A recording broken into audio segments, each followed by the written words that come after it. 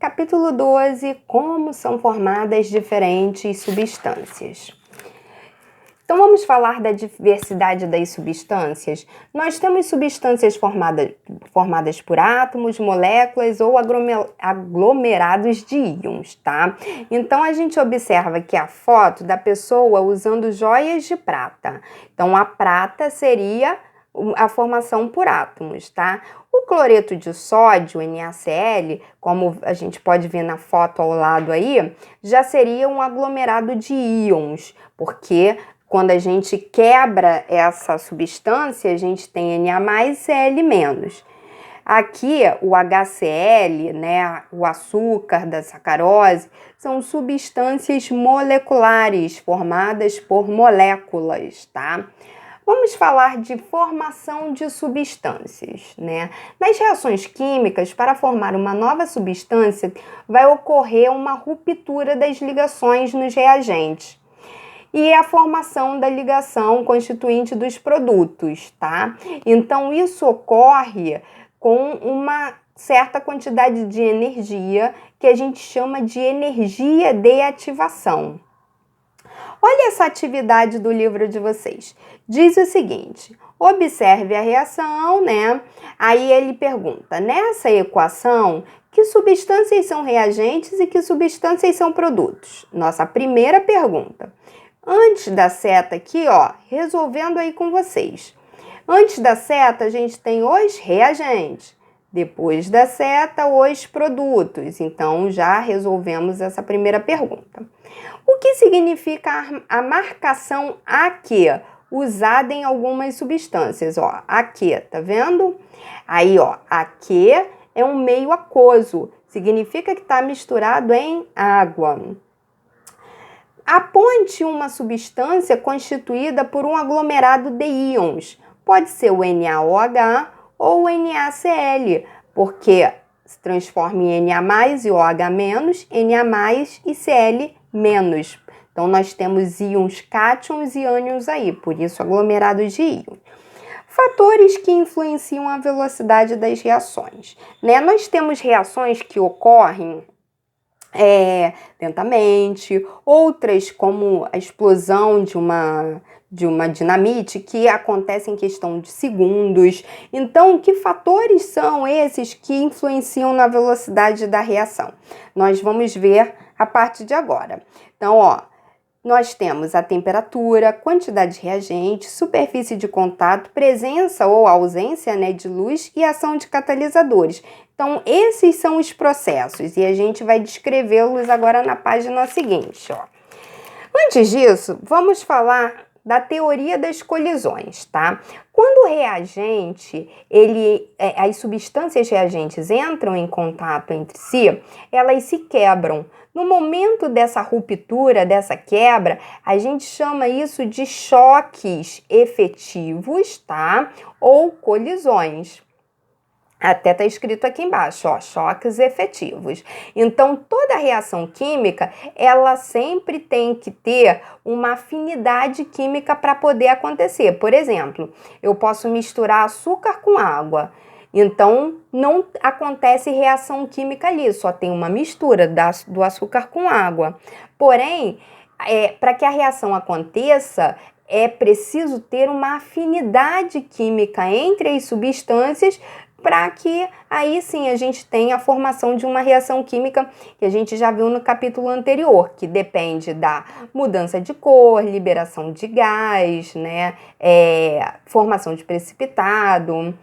Bom, vamos falar agora dos fatores que influenciam na velocidade da reação. A gente tem aqui a temperatura. O aumento da temperatura ou abaixamento da temperatura favorece algumas reações químicas. Vamos falar do nosso dia a dia? O alimento, né, para ser preparado, muitas das vezes ele precisa lá do aumento da temperatura lá do fogão para que ele cozinhe, para que ele asse. Então, a gente depende, né, do aumento da temperatura para que a reação ali aconteça. Já em alguns processos é necessário a diminuição da temperatura, como nesse caso aqui da geladeira, olha, para manter os alimentos conservados por mais tempo. Eu faço uma salada.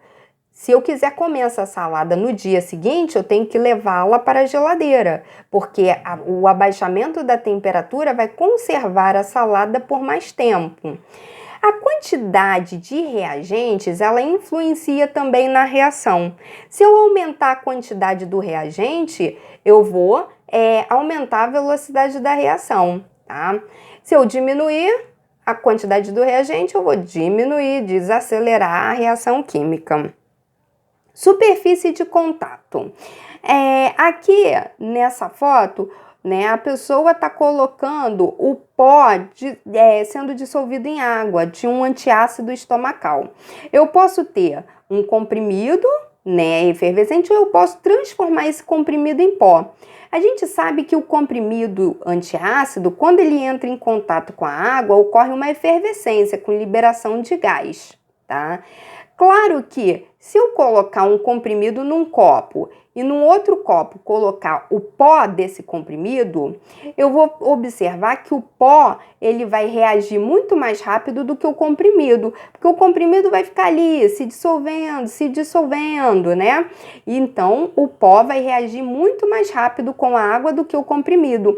Então, quando eu tenho a formação do pó lá no comprimido, quando eu trituro o comprimido e transformo ele em pó para jogar na água, eu estou aumentando a superfície de contato dele com a água. Isso acontece também, por exemplo, no bombril. O bombril, ele é uma palha de aço, né? A gente sabe que a palha de aço, quando a gente molha o bombril e deixa exposto em cima da pia, né, ao ataque do ar oxigênio, ele vai enferrujando. Ou seja, ele vai se transformando de cinza, ele vai mudando a sua cor de cinza para castanho amarronzado. Então, nesse momento, né, é mais fácil a gente conseguir, em pouco tempo, fazer essa transformação, essa mudança de cor na palha de aço do que numa placa de aço. Então, a palha de aço aumenta a superfície de contato porque ela está num formato assim mais fino, né? Então, a reação acontece mais rapidamente quando a gente tem medicamentos pulverizados na forma de pó, por exemplo, tá? Então, aumentando a superfície de contato, aumenta a velocidade da reação, ela ocorre mais rápido. A presença da luz, ela altera muito algumas situações que nós temos no dia a dia, como, por exemplo, as folhas no outono, elas mudam de cor, elas se tornam amareladas, tá? Isso é indício de uma reação química que acontece na presença da luz. A fotossíntese, né, que é realizada pelas plantas, também é uma reação química que acontece na presença da luz. Bom, aí aqui a gente tem, para fechar esse capítulo, os catalisadores. Os catalisadores são substâncias capazes de acelerar determinadas reações químicas sem serem consumidas no processo.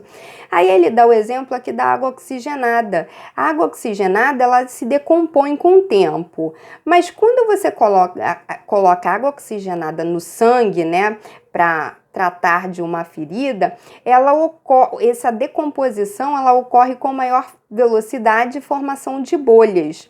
Isso porque o sangue possui uma enzima chamada catalase, que funciona como um catalisador, tá? Decompondo a água oxigenada mais rapidamente. Tá?